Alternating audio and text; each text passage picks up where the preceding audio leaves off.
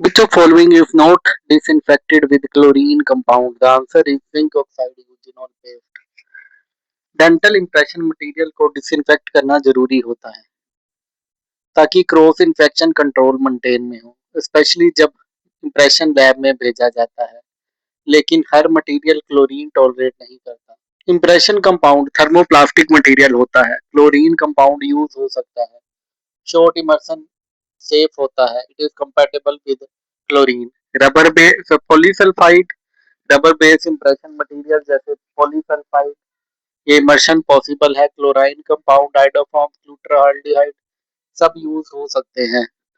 They are compatible with chlorine. Polyether hydrophilic material है, water absorb करता है, इसलिए शॉर्ट टर्म इमर्शन ही अलाउड है। क्लोरीन कंपाउंड यूज हो सकते हैं बट कॉशन के साथ। Zinc oxide eugenol impression paste, ये एक रिजिड मटेरियल है। It is use for edentulous impression bite registration. ये क्लोरीन कंपाउंड के साथ कंपेटेबल नहीं है। क्यों? क्योंकि केमिकल इंटरेक्शन और सरफेस डैमेज एक्यूरेसी इफेक्ट हो सकती है, इसलिए ग्लूटाल्डिहाइड, हाइड्रोफॉर्म, फिनोलिक स्प्रे भी यूज हो सकते हैं। Chloride is not use.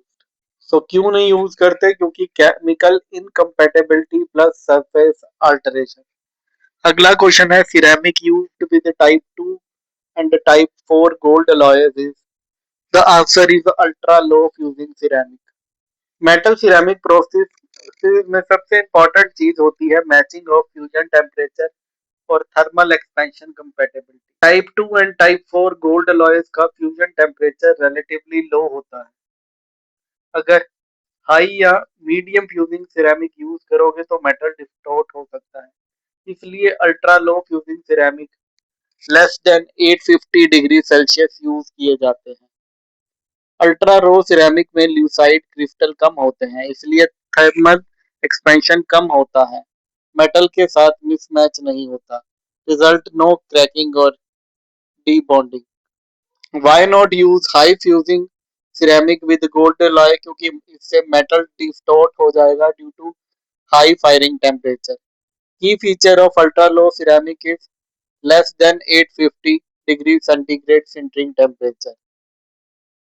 But इस रोल ऑफ ल्यूसाइड, ये थर्मल एक्सपेंशन कंट्रोल करता है। अब फ्यूजन टेम्परेचर, रिमेंबर वो टेम्परेचर है जहां सिरेमिक फ्यूज होता है, सॉफ्ट होकर बॉन्ड बनाता है मेटल के साथ। सिंपल बात समझिए, जैसे मेटल कोपिंग बना लिया, उस पर पोर्सली लेयर लगानी है, फिर फर्नेस में हीट किया। अगर सिरेमिक का टेम्परेचर ज्यादा है, मेटल पिघल या डिस्टॉर्ट हो सकता है। सिरेमिक का टेम्परेचर कम है, प्रॉपर बॉन्डिंग नहीं होगी। सिरेमिक का फ्यूजन टेम्परेचर मेटल से कंपैटिबल होना चाहिए।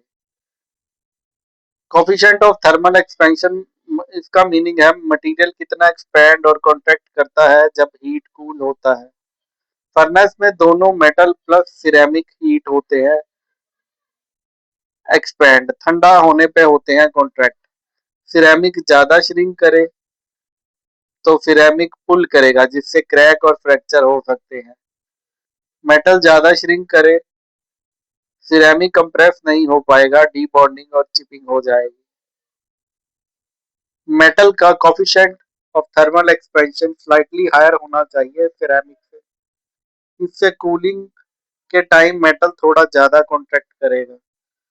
सिरेमिक को कंप्रेसिव फोर्स मिलेगा और सिरेमिक कंप्रेशन में स्ट्रॉन्ग होता है, फ्रैक्चर नहीं होता। So type 2 and type 4 low fusion alloys हैं, इसलिए ultra low fusing ceramic less than 850 degree Celsius use करते हैं। So ultra low fusing ceramic are used with the type 2 and type 4 gold alloys to prevent metal distortion and to achieve complete thermal expansion, ensuring a strong and crack-free metal ceramic mold. When there is excessive water on alginate surface, what will happen when we pour cast? Answer is rough surface of cast. Alginate impression pour करते वक्त surface condition perfect होनी चाहिए. There should be no visible water droplet films. Why rough surface? मान लो आपने impression rinse किया, water droplet रह गए। अब स्टोन पोर किया, वाटर लेयर इंटरफेयर करती है स्टोन के साथ। स्टोन प्रॉपरली इंटीमेट कांटेक्ट नहीं बना पाता इम्प्रेशन के सरफेस के साथ, जिससे एयर वाटर इंटरफेस क्रिएट होता है। फाइनल कास्ट में इरेगुलरिटीज, फिट्स और रफनेस आ जाती है। During acid etching, contamination with hand piece oil in adolescent tooth. Answer is do re-itching for 10 seconds. Bonding का फर्स्ट स्टेप है wetting of surface by adhesive. Surface कितना easily adhesive को spread होने देता है, that is measured by contact angle. अगर contact angle 0 है, that means there is absolute wetting, best bonding is there. If it is less than 90, good wetting, meaning acceptable. If there is 180 degree contact angle, that means there is no wetting at, there is failure of bonding. Acid etching में हम 37% phosphoric acid use करते हैं, that remove the smear layer. Enamel को micro rough और high energy surface बनाता है, that leads in resin tag formation that gives a strong bond. अब oil क्या करता है? ऑयल सरफेस पर थिन हाइड्रोफोबिक फिल्म बना देता है, जिस करके सरफेस एनर्जी कम हो जाती है, वेटेबिलिटी कम होती है, एडहेसिव स्प्रेड नहीं होता।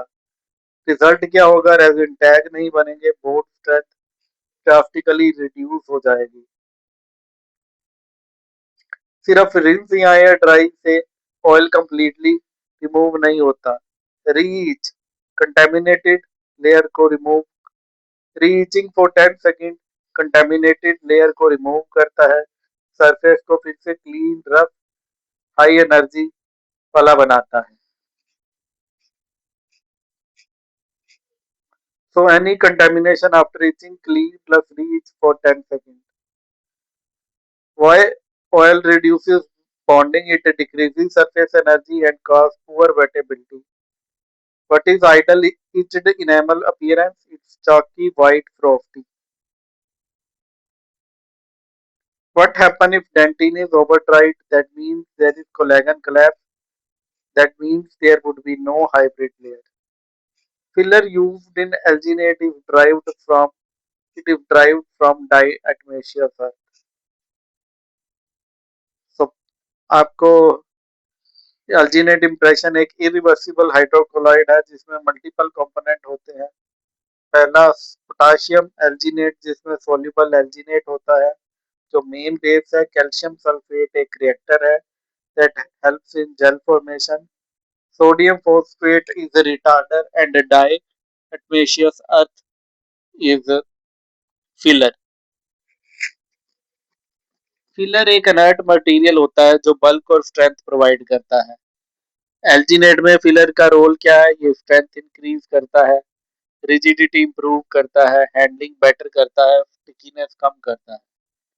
डाइएटमेशियस अर्थ क्या करता है? नेचुरल सब्सटेंस है, डाइएटम्स माइक्रोस्कोपिक एल्गे के फॉसिलाइज्ड सिलिका शेल से बनते हैं, इसलिए फाइन पार्टिकल्स और गुड रीइंफोर्सिंग प्रॉपर्टी होती है इनमें। What happen if filler is less? That means it would be weak, sticky and less stable impression. Main function of filler is to provide strength plus body plus consistency.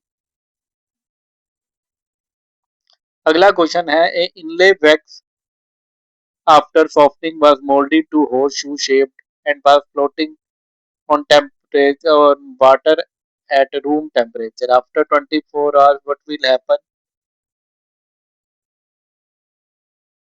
It returns partially to original shape. Inlay wax एक thermoplastic material है। Heat करो soften होगी, cool करो set हो जाएगी, but internal stress remain.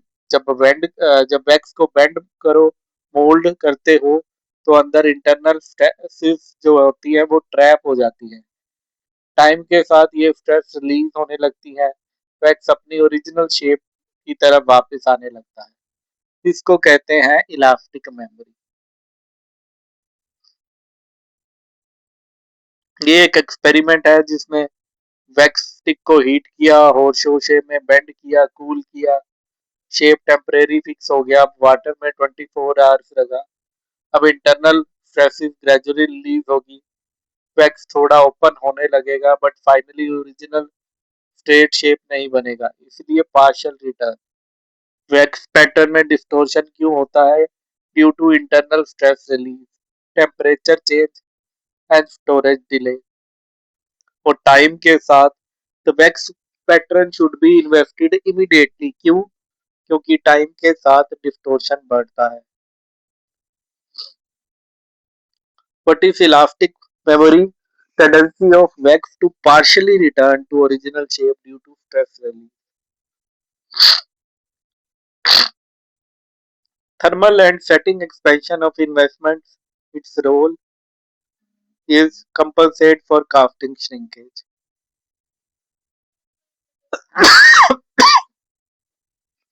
जब हम metal casting करते हैं इनले क्राउन, मोल्टन अलॉय क्या करता है? सॉलिडिफाई होने पे श्रिंक करता है। रिजल्ट क्या होता है? फाइनल कास्टिंग छोटी हो जाती है, टूथ पर फिट नहीं होती। मोल्ड को पहले ही थोड़ा बड़ा बनाते हैं। कैसे? इन्वेस्टमेंट एक्सपेंड करते हैं। तो टाइप ऑफ इन्वेस्टमेंट दो तरह की है। सेटिंग एक्सपेंशन, जब इन्वेस्टमेंट सेट होता है जिप्सम रिएक्शन पे, क्रिस्टल ग्रो करते हैं, एक दूसरे को पुश करते हैं जिससे स्लाइटली एक्सपेंशन होती है। दूसरा है थर्मल एक्सपेंशन, हीटिंग के टाइम इन्वेस्टमेंट एक्सपेंड करती है। Why expansion is needed to compensate alloy shrinkage.